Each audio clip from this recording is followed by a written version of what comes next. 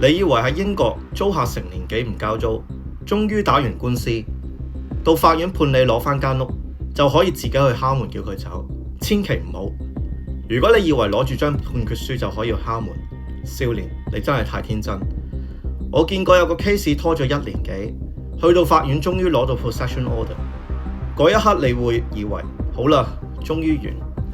但如果租客到咗法院指定日期都仲唔搬，唔代表你可以自己上門收鎖匙，亦唔係叫個 letting agent 去趕佢走就得。正常程序咧就係要再申請 warrant of possession， 由有權執行嘅 bailiff 正式收樓。所以去到呢一步咧，我嘅做法就係直接揾相熟嘅專業人士處理，唔好因為覺得法院已經判我贏，自己做多一步咧，反而搞出另外一個法律問題。所以咧喺英國做 landlord 最恐怖唔係你唔知點收租，而係你以為自己已經贏咗，其實咧就仲未真正攞返間屋。想睇更多關於英國做業主背後嘅真相 ，follow 我。